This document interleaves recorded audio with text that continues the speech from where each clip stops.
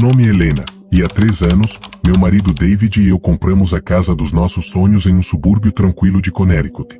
Era uma casa antiga, de madeira escura e alpendre amplo, que custou uma fração do que valeria em um bairro mais badalado. O corretor, um senhor de sorriso fácil chamado Sr. Peterson, disse apenas que a família anterior precisou se mudar rápido por questões de trabalho. Ele evitou nosso olhar quando falou isso, passando os dedos sobre o colarinho da camisa. Agora, olhando para trás, vejo as omissões como portas abertas para o pesadelo. A casa cheirava a pinho encerado e coisa velha, um cheiro que eu, na minha empolgação de dona de casa nova, confundi com charme histórico. Nosso filho, Liam, tinha 5 anos quando nos mudamos. Um menino solar, cheio de energia, que adorava seus caminhões e blocos de montar. A adaptação foi tranquila, até que, cerca de 6 meses depois, ele começou a falar sobre o amigo Lucas. No começo, era a coisa mais fofa do mundo. Ele reservava um biscoito a mais na mesa, dizia pro Lucas, e ficava horas sussurrando e rindo sozinho no quarto, que ficava no fim do corredor do 2º andar. O quarto era espaçoso, com papel de parede desbotado com pequenos aviões, que prometemos trocar mas nunca tocamos. A janela principal dava para o velho carvalho, cujos galhos às vezes raspavam o telhado com um som de unhas arrastadas. Mamãe, o Lucas disse que ele também gosta de cachorro-quente, Liam comentava no jantar, com uma naturalidade que aquecia nosso coração. David e eu sorríamos, achando aquilo uma fase encantadora da infância. Todo mundo tem um amigo imaginário, não é? Mas havia uma insistência naquela amizade, uma constância que, pensando bem, era normal. Liam nunca se cansava de Lucas. Era como se ele estivesse sempre lá. As coisas foram ficando específicas demais para conforto. Liam começou a desenhar Lucas. Sempre o mesmo garoto, cabelo escuro e liso, partido no meio, usando uma camisa listrada vermelha e branca que me parecia estranhamente antiquada, daquelas que você só vê em fotos preto e branco. E o lugar onde Lucas ficava era sempre o mesmo, o canto nordeste do quarto de Liam, entre a estante de livros infantis e a janela que dava para o velho carvalho no quintal. Um canto que, mesmo em plena tarde de sol, parecia reter uma sombra mais densa, um friozinho persistente que o aquecedor central nunca conseguia dissipar. Eu passava o aspirador ali e sentia a pele arrepiar, como se estivesse violando um espaço privado. A primeira vez que senti um calafrio real foi numa noite de semana. Eu estava passando pelo corredor, já tarde, para ver se Liam estava bem coberto. O assoalho de pinho rangia sob meus pés com um gemido familiar. A porta dele estava entreaberta. De dentro, vinha a voz doce do meu filho, em um sussurro conspiratório. E se a gente sair para brincar lá fora de noite? A gente podia subir na árvore. Eu parei, congelada, à espera do silêncio que sempre vinha depois das perguntas dele para o amigo imaginário. Aquele breve momento em que sua imaginação supostamente criava a resposta. Mas, em vez do silêncio, veio uma resposta. Não era a voz do Liam. Era outra voz infantil, mas plana, sem a entonação calorosa e vibrante do meu filho. Uma voz sem sotaque, sem emoção. Sussurrada, mas perfeitamente audível do lado de fora da porta, como se o falante estivesse a centímetros do ouvido de Liam. Não pode. A terra tá dura. E tá escuro demais para subir. A voz veio exatamente da direção do canto vazio. Meu sangue pareceu virar gelo nas veias. Um zumbido agudo encheu meus ouvidos. Eu entrei no quarto rápido, o coração batendo um ritmo desesperado contra as costelas. Liam estava deitado na cama, os olhos pesados de sono, mas abertos, fitando o canto escuro. Com quem você estava conversando, amor? Perguntei, tentando disfarçar o tremor na minha voz. Ele virou o rosto para mim, um sorriso sonolento nos lábios. Com o Lucas, mãe. Ele tá triste porque tá frio no cantinho. E ele tem medo do escuro lá fora. Tentei engolir o nó de puro pavor que se formou na minha garganta. Convenci a mim mesma que tinha sido minha imaginação, sombra do cansaço. Liam era criativo, talvez ele mesmo imitasse as 2 vozes. Sim, isso devia ser.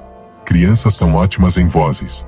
Foi o que repeti para mim mesma enquanto arrumava seu cobertor com mãos trêmulas. Comentei com David no dia seguinte, meio sem graça, durante o café. O Liam tá dando uma elaborada no amigo imaginário dele, né? Até imita a voz dele.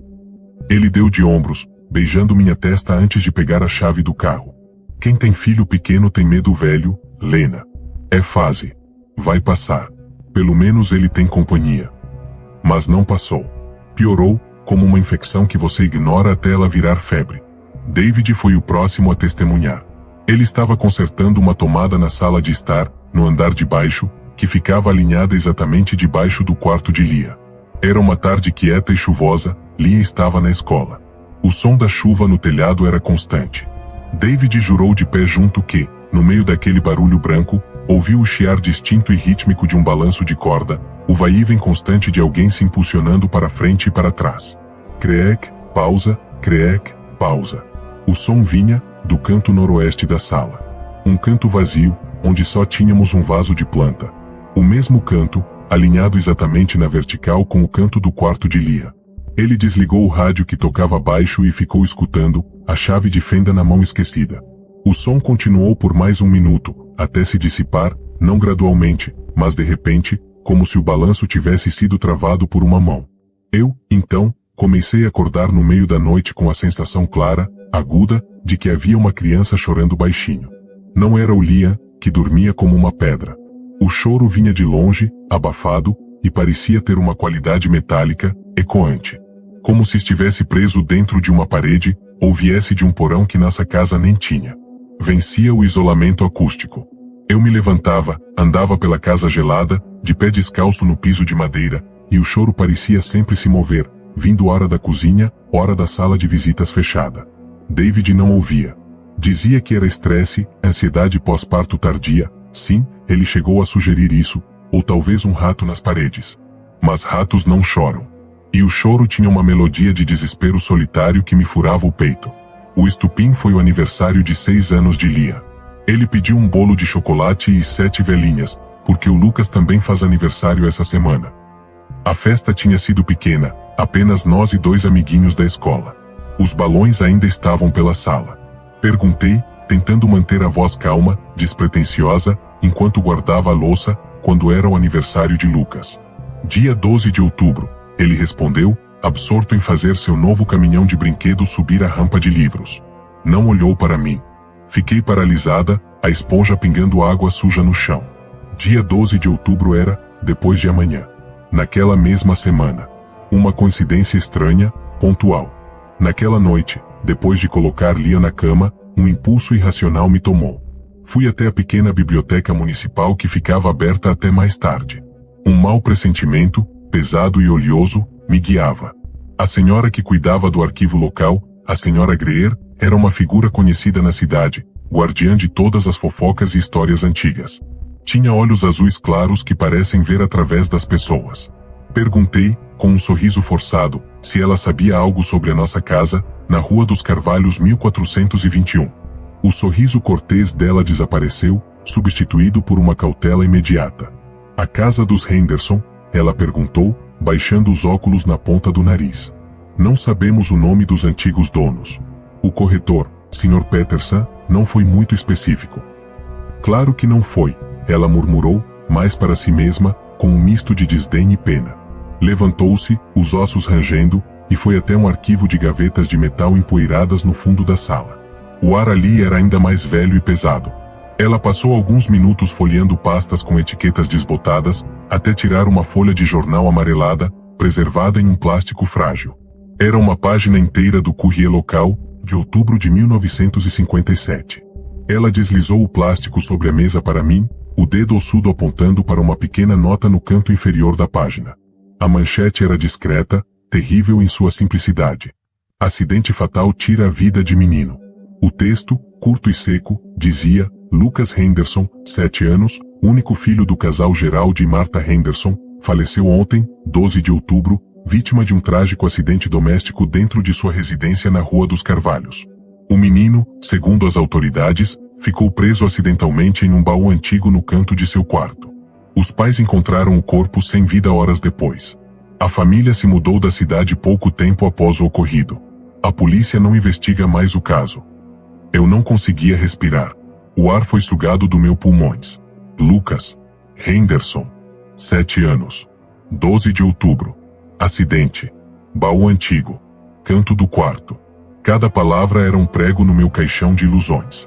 A sala ficou girando. As palavras da voz plana ecoaram na minha mente, agora com um significado horrendo: não pode. A terra tá dura. Não era sobre brincar fora à noite.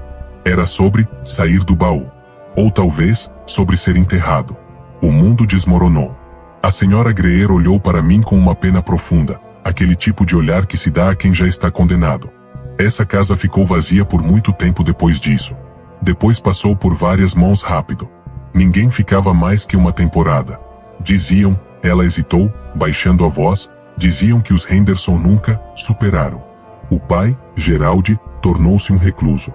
A mãe, Marta, ficou mal das ideias. Dizia que o menino não tinha ido embora, que ainda ouvia ele brincando, chorando. Que ele estava preso. Eles se mudaram para o estado de Washington, pelo que sei. A casa ganhou reputação.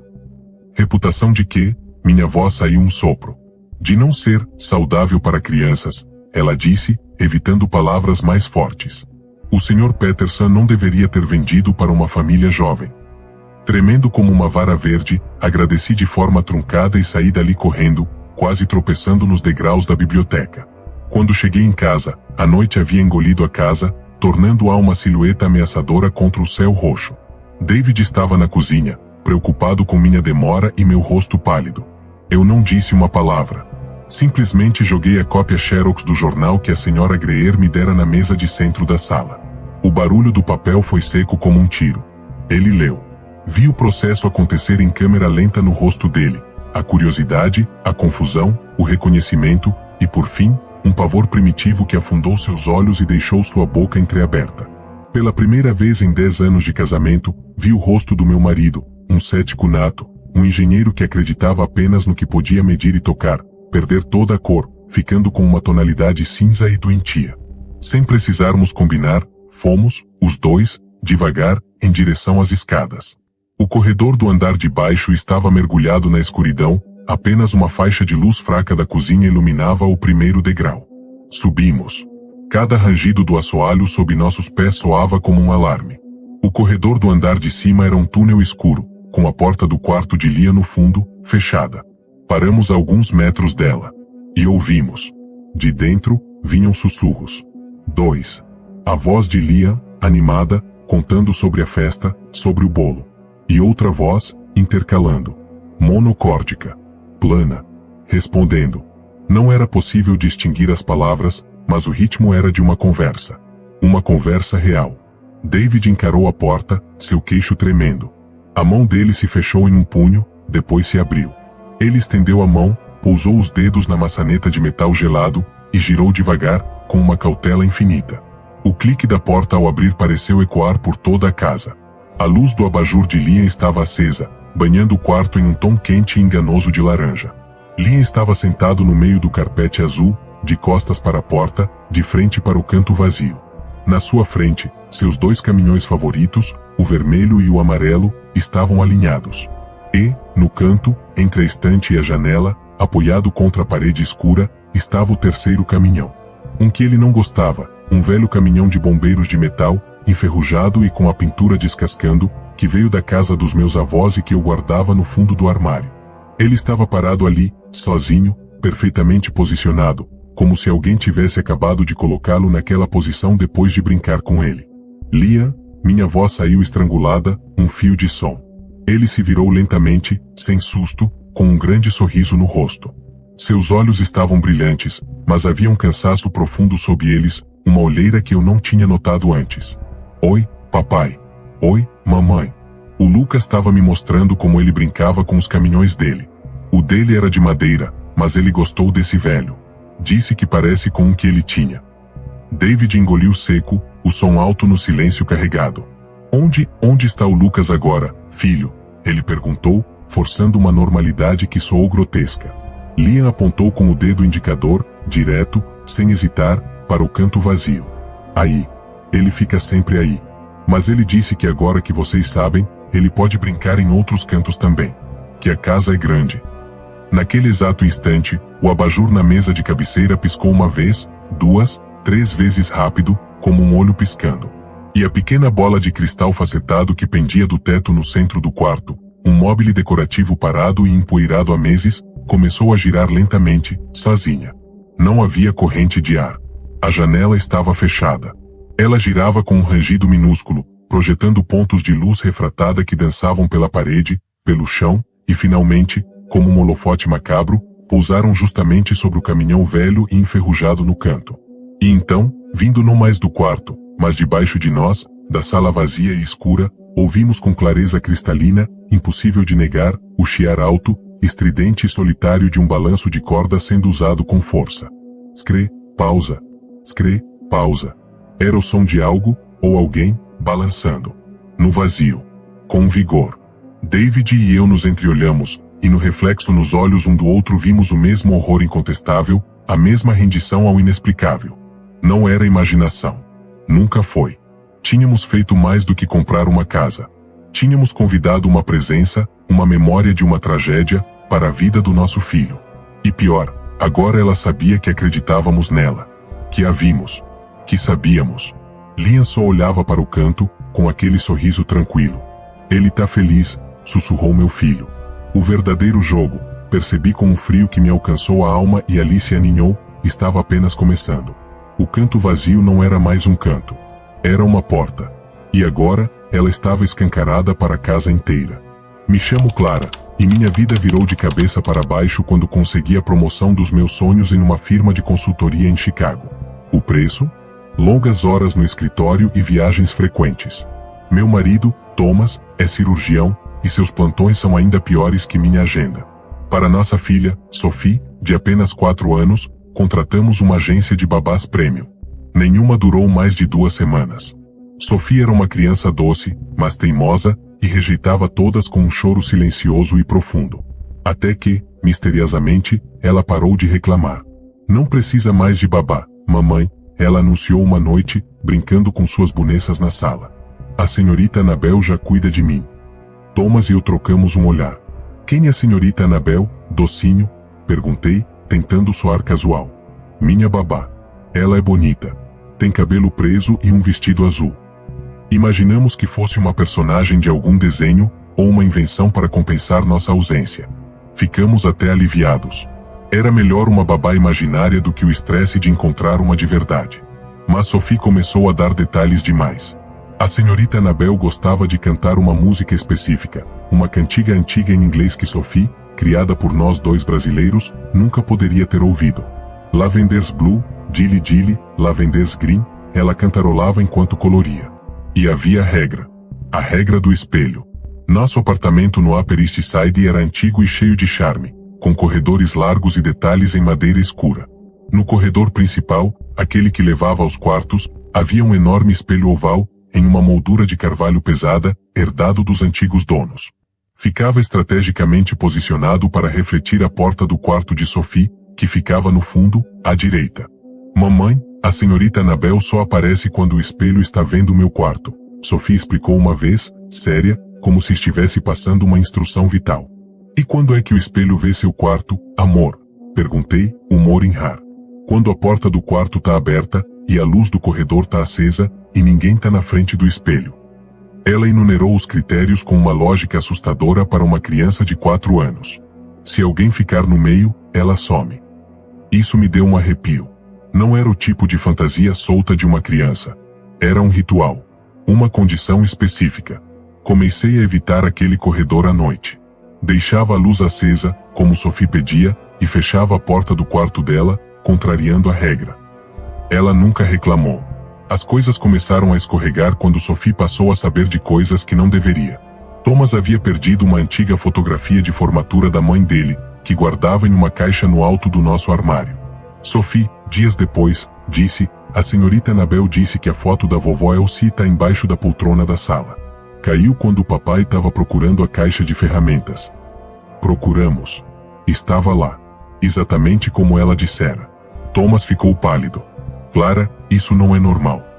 Outra vez, eu estava me arrumando para uma reunião importante, nervosa, repetindo meu discurso em frente ao espelho do quarto.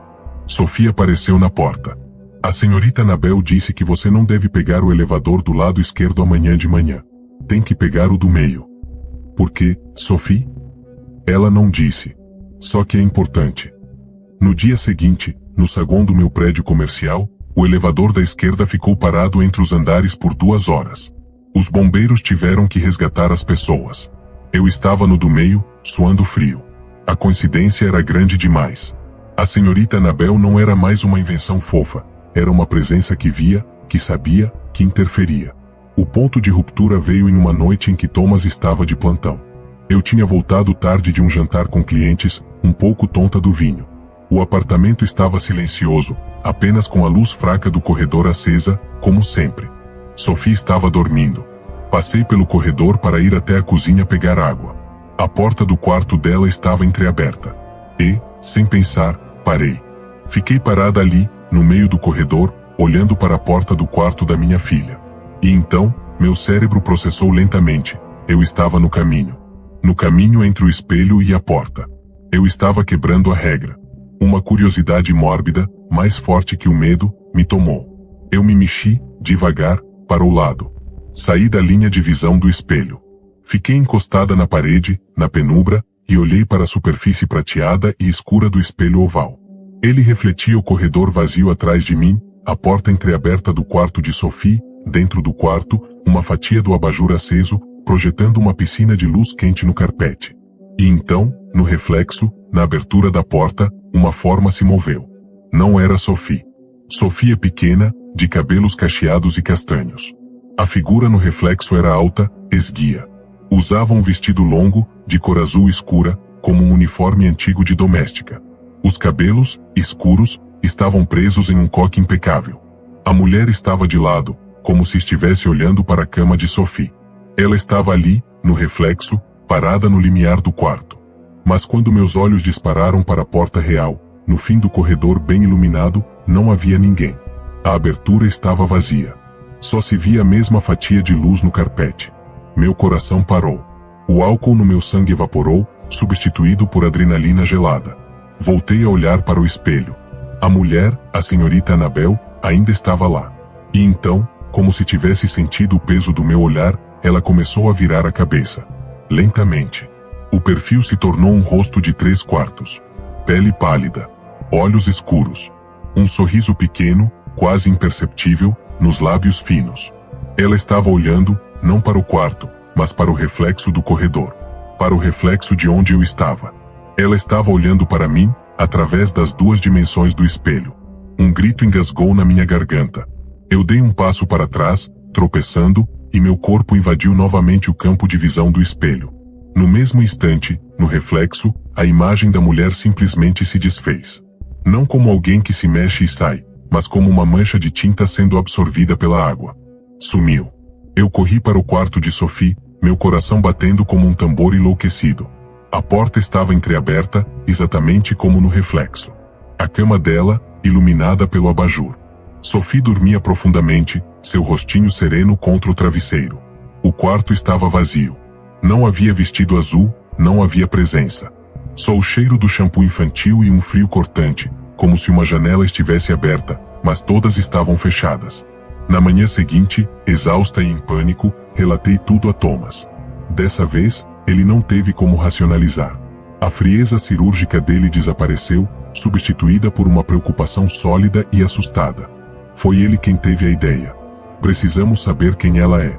Ou quem era. Começamos uma investigação discreta. Thomas falou com o síndico, um senhor irlandês que conhecia o prédio desde os anos 70. Quando Thomas mencionou, de forma vaga, histórias antigas do prédio, funcionárias, o síndico, o Sr. O'Malley, franziu a testa. Funcionárias, o prédio sempre teve um serviço bom. Mas teve uma tragédia, lá nos anos 50. Uma babá.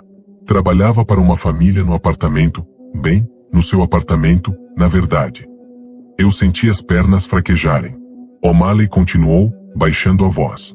A história é que a moça, uma imigrante inglesa muito dedicada, cuidava de uma menininha. A família viajou, deixou a criança com ela. Houve um incêndio. A babá, segundo os bombeiros, salvou a menina, jogando-a pela janela da sala para os bombeiros na escada de incêndio. Mas ela não conseguiu sair. Ficou presa. O apartamento foi bastante danificado, especialmente os quartos. Reformaram tudo depois. Qual era o nome dela? Minha voz saiu rouca. O'Malley coçou a cabeça, pensativo. Annabel, acho. Sim. Annabel. Annabel Finn. Tinha um retrato dela no jornal da época, sempre de vestido escuro, cabelo preso. Uma moça muito séria. Annabel. Vestido escuro, cabelo preso.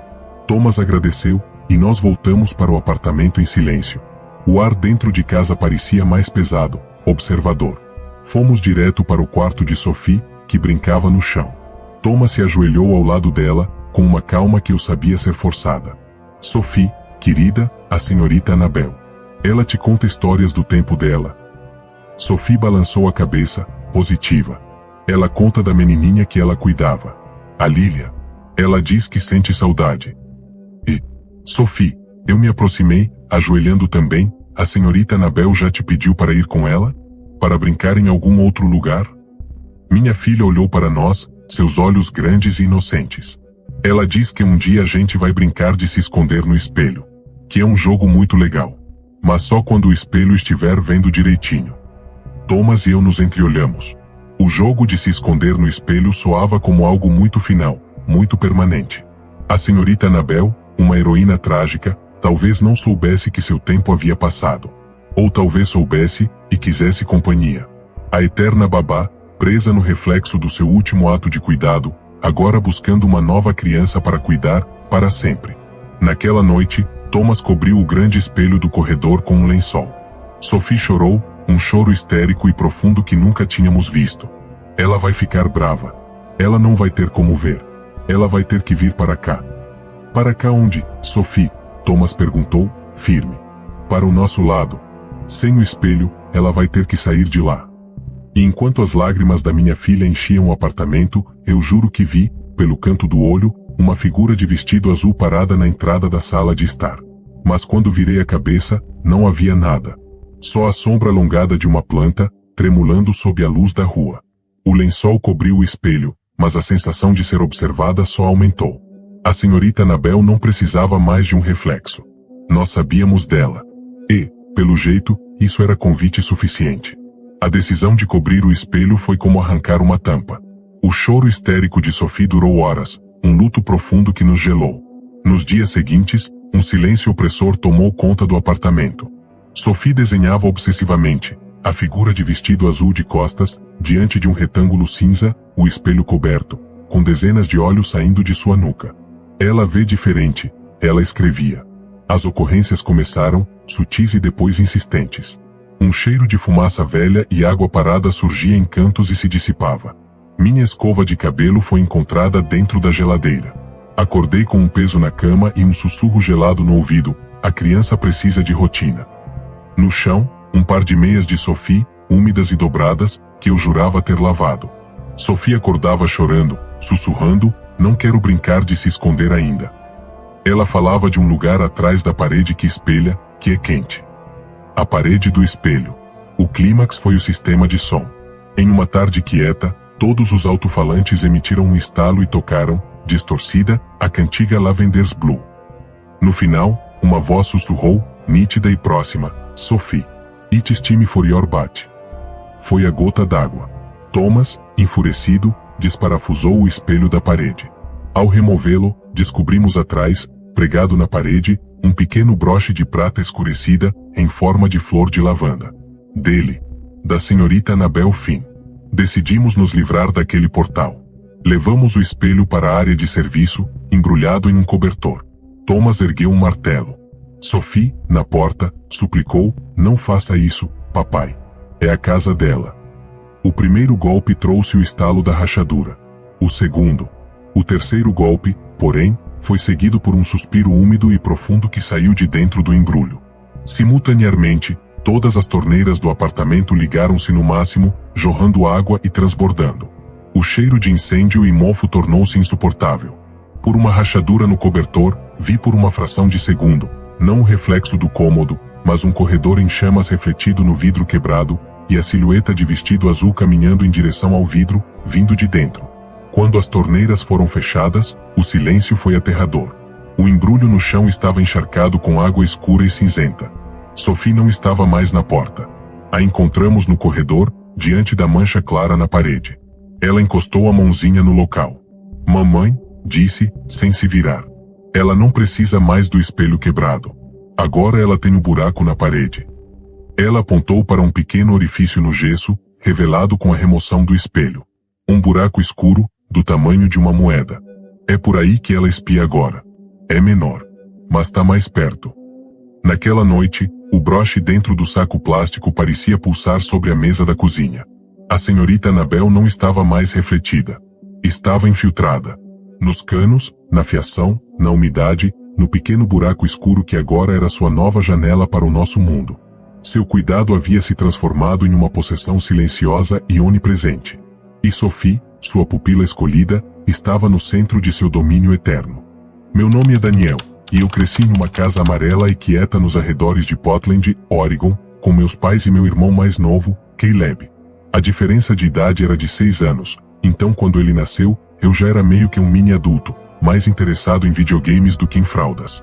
Caleb era um menino tranquilo, de olhos claros e um sorriso fácil, mas desde muito cedo ele teve um hábito noturno que ia da fofura para o estranhamento. Ele cantava dormindo. Não era um murmúrio, não eram palavras soltas. Era uma canção de verdade. Uma melodia simples, repetitiva, quase como uma roda infantil, mas com uma letra que nunca conseguimos decifrar direito. Começou por volta dos seus 3 anos. Meus pais, Mariana e Robert, acordavam com aquela vozinha infantil, clara e sem emoção, vinda do quarto ao lado. No início, minha mãe achou o máximo. Olha só, nosso bebê é um cantor dorminhoco, ela dizia, rindo. Mas o riso foi se esvaindo conforme os anos passavam e o hábito não só continuava, mas se tornava um ritual noturno imutável. Era sempre a mesma sequência. Por volta das 2 horas da manhã, a casa em silêncio total, começava. A voz de Caleb, desprovida de qualquer sonolência, soava clara e plana, pairando no corredor escuro. Dorme, dorme, coração. Poeira ao pó, canção à flor. O cavalo branco não vai voltar. Leva o sino para badalar. Era mais ou menos isso. As palavras às vezes embaralhavam, mas a melodia era sempre idêntica. Uma sucessão de notas em tom menor, que terminava em uma cadência que soava mais como uma pergunta do que uma conclusão. Era uma música que, mesmo sem entender a letra, deixava um gosto amargo na boca, uma sensação de perda. Eu, adolescente cinza e impaciente, odiava aquilo. Muitas noites eu enfiava o travesseiro na cabeça ou ligava meu fone de ouvido no último volume para não ouvir. Aquela melodia me dava arrepios que eu não conseguia explicar. Meus pais tentaram de tudo. Levaram Caleb a pediatras, a otorrinos, a um neurologista. Todos diziam a mesma coisa. Parassonias complexas, um tipo de distúrbio do sono onde a pessoa fala ou realiza ações. Inofensivo, era a palavra-chave. Vai passar com a idade. Mas não passou. Caleb fez 10, 11, 12 anos. E ainda cantava. Aos sábados, às 2 horas. Pontualmente. A dinâmica em casa começou a se deteriorar. O sono de ninguém era profundo. Vivíamos todos com um fundo de ansiedade, esperando o despertar noturno daquela cantiga. Meu pai, um homem prático que trabalhava com seguros, começou a ficar irritadiço, com olheiras permanentes. Minha mãe, uma brasileira que carregava um pé no sertão e outro nos Estados Unidos, ficava cada vez mais quieta, mais supersticiosa. Ela começou a evitar falar sobre a música, como se nomeá-la a tornasse mais real. É só uma musiquinha, gente, ela dizia, mas os dedos dela torciam a ponta do lenço sem parar. Coisa de criança. Eu saí de casa para a faculdade em Seattle quando Caleb tinha 12. A ausência da cantiga noturna foi um alívio físico, como se um zumbido constante tivesse cessado. Eu ligava para casa, conversava com meus pais, perguntava por Caleb. Tudo normal, eles diziam, mas a voz sempre soava cansada, distante. Uma vez, em uma chamada de vídeo no meio da noite, eu tinha perdido a noção do fuso, ouvi ao fundo, fraquinha, a melodia. Meu coração gelou. Ele ainda faz isso? Perguntei. Minha mãe, na cozinha, olhou para o corredor com uma expressão que não era mais de preocupação, era de resignação. É parte dele agora, Dani. Como a cor dos olhos. As coisas desmoronaram de verdade no verão em que Caleb fez 15 anos. Eu havia voltado para passar férias. A casa estava mais sombria, as persianas muitas vezes fechadas. Caleb era um adolescente saudável, jogador de basquete, popular na escola. De dia, era o garoto normal perfeito. À noite, era o cantor do sono. A dissonância era aterrorizante. Numa noite de sexta-feira, bebendo cerveja barata no quarto dos fundos com meu amigo de infância, Léo, o assunto veio à tona. Léo é um cara ligado no sobrenatural, fã de true crime e folclore. Eu, meio bêbado e exausto da viagem, comentei de passagem, cara, é um inferno. O Caleb ainda canta a mesma música de quando era pirralho, toda noite. Parece um disco riscado. Léo ficou interessado. Que música? Sei lá. Uma coisa esquisita. Letra estranha. Grava. Vamos ver se a Shazam pega, ele brincou. A ideia, embora mórbida, pareceu brilhante na minha cabeça embotada. Por que não? Talvez fosse uma música antiga, de algum desenho esquecido. Naquela noite, deixei meu celular gravando áudio no criado mudo do meu quarto, com a porta aberta para o corredor. Às 2h03, como um despertador sinistro, a voz de Caleb começou. Clara, plana, penetrante. Eu ouvi a música inteira, os cabelos da nuca eriçados, como sempre. Na manhã seguinte, salvei o trecho de 1 minuto e meio e enviei para Léo por mensagem. Eis a sinfonia noturna do meu irmão. Algumas horas se passaram. Léo não respondeu. Mandei um e aí? Nada. Só no final da tarde, meu celular tocou. Era Léo. Sua voz, normalmente descontraída, estava tensa, sem cor. Daniel, onde é que o Caleb aprendeu essa música? Aprendeu? Ele não aprendeu, cara. Ele sempre cantou, desde pequeno. Por quê? Houve uma pausa longa, onde só ouvi a respiração pesada dele. Mano, você tem certeza? Absoluta certeza? Porra, Léo, eu cresci ouvindo isso. O que foi? Eu preciso te mostrar uma coisa. Posso ir aí agora? Meia hora depois, Léo estava na minha porta, pálido, segurando um laptop. Veio direto para o meu quarto e fechou a porta. Sem rodeios, abriu um arquivo de vídeo no YouTube. Era um canal obscuro de documentação de folclore americano. O vídeo era sobre rituais fúnebres esquecidos das comunidades rurais. O apresentador, um senhor de voz grave, falava sobre uma região isolada no interior da Carolina do Norte, onde, no começo do século XX, havia uma prática específica para velórios de crianças. A comunidade acreditava que a alma de uma criança era muito leve para seguir sozinha, dizia a voz. Então, as mulheres mais velhas cantavam uma cantiga de despedida, uma espécie de bênção final, para amarrar a alma à terra por um momento, dando tempo para que um cavaleiro simbólico, um cavalo branco, a levasse em segurança. A cantiga era passada oralmente e considerada sagrada, só cantada naquele contexto. E então, o senhor no vídeo, com uma voz trêmula e rouca, começou a cantar. Meu sangue parou. Cada célula do meu corpo congelou. A melodia era idêntica. Nota por nota. A cadência, a pausa, a sensação de interrogação no final. As palavras eram um pouco diferentes, arcaicas, mas o sentido era o mesmo. Descansa, descansa, pequenino. Da terra ao pó, da vida à flor. O cavalo branco já vai partir. Pega o sino, vai soar. Eu não conseguia respirar.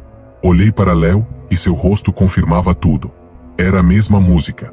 Como ele sabe isso? Sussurrei, meu mundo desmoronando. Ninguém da nossa família é da Carolina do Norte. Meus pais são de São Paulo e Ohio. Ele nunca foi exposto a isso. Não é sobre exposição, Daniel. Léo falou, baixo, olhando para a porta como se temesse ser ouvido. É essa a questão. Essa cantiga, ela não está em lugar nenhum. Não está em livro, não tem registro fonográfico oficial. O cara desse vídeo diz que aprendeu com a avó dele, que era parte daquela comunidade. É um conhecimento fechado. Morreu com aquelas pessoas. Então como o Caleb? A pergunta pairou no ar, venenosa, impossível de responder. Minha mente retrocedeu freneticamente. A casa amarela. Nós a compramos quando Caleb tinha 2 anos. Antes disso, onde nós morávamos? Num apartamento. E antes dos meus pais? Eles tinham vivido em... Uma memória distante da minha mãe veio à tona. Ela comentando, anos atrás, que a casa tinha sido um bom negócio porque os donos anteriores, um casal de idosos, tinham partido rápido para morar perto de uma filha no sul. O sul. Carolina, talvez?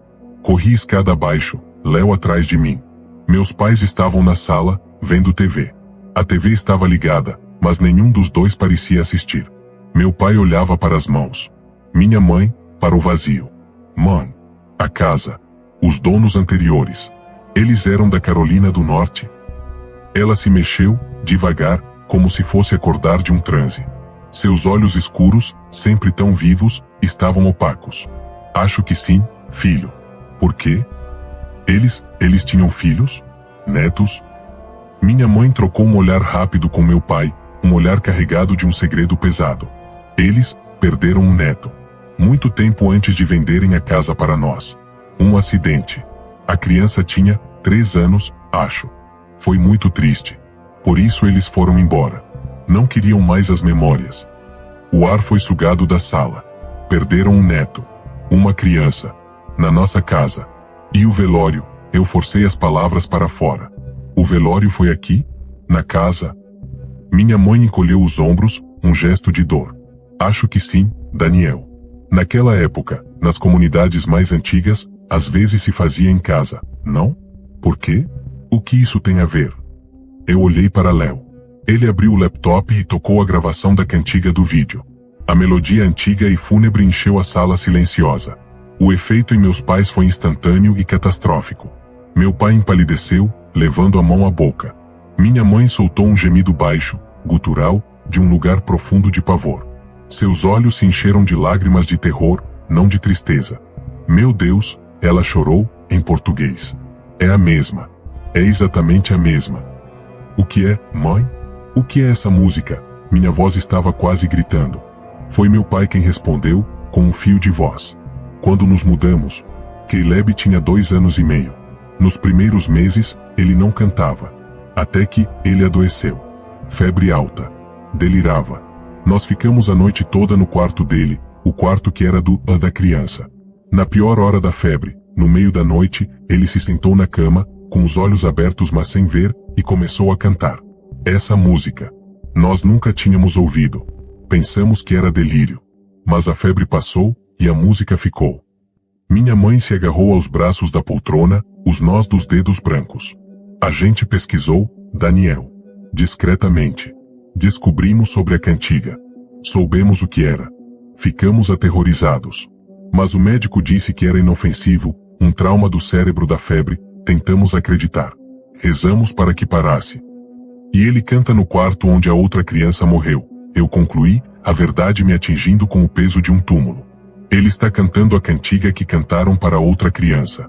No mesmo lugar. No exato momento em que eu falava isso, do andar de cima, pontual como um relógio da morte, a voz de Caleb começou. A melodia desceu as escadas, envolveu a sala, preenchendo cada canto com sua tristeza ancestral. Dorme, dorme, coração. Poeira ao pó, canção à flor. Dessa vez, ouvimos não com irritação ou cansaço, mas com um horror absoluto e compreensivo. Não era uma parassonia. Era um eco.